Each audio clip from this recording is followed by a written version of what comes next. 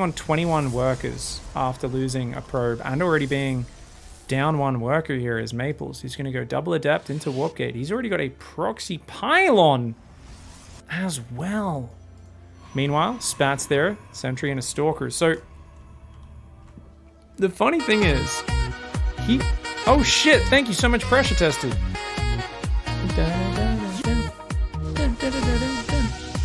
Okay, so Spatz is going to wall off the base. Now, does he actually see the adepts pop out, though? Only if he was looking right at it then did he see them. So we'll see if he's ready for it. Stalker sentry. Spatz needs to get home, or those adepts could hunt him down. He's got to be careful, mate. Wait, why is he? He's not... Oh, he's not going across the map. Okay. Stalker's coming out now for Maplez. He does have a probe on the outside, so he can go for an expand. Robo 3-gate there. Oh my god, so this is completely all in Spatz. Going up to 2 sentries, 2 stalkers, has a nexus on the way. Probe hidden on the right side, and of course that pylon as well. Now Maplez just comes back with the adepts, pops out 2 stalkers. This is kind of cool. Maplez, I mean, this to me looks like a much more chill play. Once you see, oh yeah, they came back, they're just defending with 2 adepts, 2 stalkers. Like, I don't know if you think this is all in, but Spatz very wisely double checks. And seeing no nexus at 330, you know you're being all in. Even the pylon on the low ground was a fake and got cancelled. So he immediately is like, cancel that Twilight, is what I would do if I was him. He's going to try and defend with shield batteries. He's putting another pylon up there. So he's going to try and just pump gateway units off 2 gate and use shield batteries to defend. It absolutely can work. Haas has been a big fan of doing this with force fields recently. But yeah, we'll see exactly what goes on. Sorry guys, I tabbed out before, which is why it froze for a sec. And I just didn't swap the scene because like I actually couldn't see in game. But yeah. So we've got Stalkers, Adept, Sentry, Immortal there. We've got an Immortal popped out. Second Immortal on the way. He's just going for pure damage output right now. Oh my god. I actually think Maplez can just go for this. Honestly, his damage output's so good. Yeah, start fighting. They're like, hey, come over here. Let me trap you with force fields. His own Immortal does get trapped, but oh, yes, it does go down. He needed to run to the left, I guess, there. Loses the Immortal for 3 Stalkers, but he has another one. Oh, if he can get... Oh, he gets Stalker number 4 just before it gets into healing. Spatz does wall off his base, uses a pylon there. Not bad, not bad. He's trying to warp in a Zealot right now. This is still really hard because it's 3 gates and a Robo versus just 2 gateways. Now the Robo, the Twilight did get finished as a Robo of his own, but Spatz has to give up that low ground. I think if he made this decision a little bit earlier, I think he'd have a better time of it. As it is, Adepts do get surrounded, sorry. Oh, but that one's still in the mineral line. Spatz worried about his ramp getting breached. He doesn't have force field energy, but he will in a moment. Maplez respecting that, and the Adept in the main does kill a couple of probes. So this is a great advantage. Maplez goes straight for Robo Bay here. Oh, wow, he's going Robo Bay? Okay, so in these proxy Robo scenarios, back when this was the meta, everyone went Robo Bay in the aftermath to get disruptors, and then the meta quickly evolved. Parting was at the forefront of the proxy Robo meta. The proxy Robo meta, because he would go a quick Stargate in these sort of 1-base versus 1-base scenarios and build Phoenix, and he'd disable their disruptors, pick off their prism, pick up their Immortals, and the Phoenix would basically be the most efficient way of kind of counteracting all of their opponent's power units. Spatz panics and kills one of his own probes there. Oh my god. Freak it out a little bit, dude. He's going to build his own Robo. So it's a 1-base Robo Bay versus 1-base Robo Bay. It's such an easy way to get ahead is taking the expand for Maplez.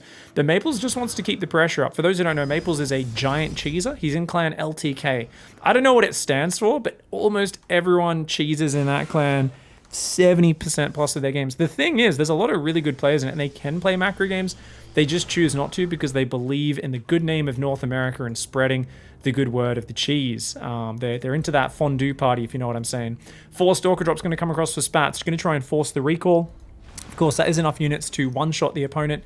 More Immortals are building, and having spotted that there's very few units in there, recalls, takes out the hallucination. The Prism is going to kill a single Stalker, or single probe, sorry. And, oh! Get the probe, get out of there. And, I mean, that's something. Can he get down and take his own Nexus? Now, if he moves down with all of his units, those Adepts are going to find their way in. And already, those Adepts could actually come in and snipe that probe, potentially. Spatz recognizes it, pulls back for now. Maplez is up 3 workers this whole time, but probes are being rebuilt for Spatz ever so slowly. Lovely little force field trap grabs those Adepts.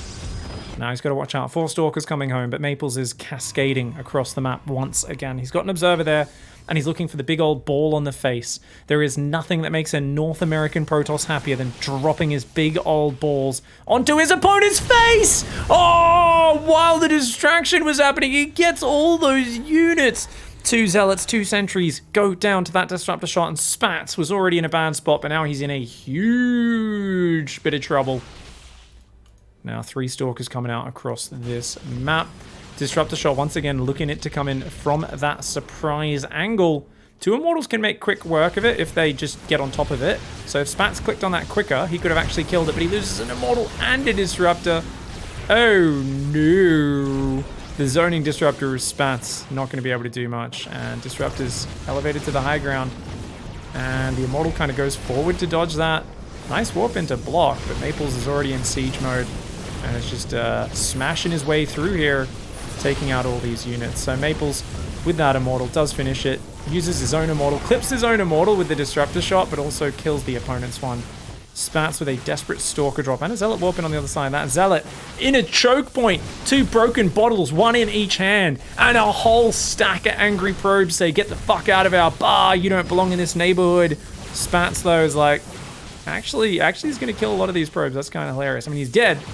But I like the valiant effort to do some shit, man.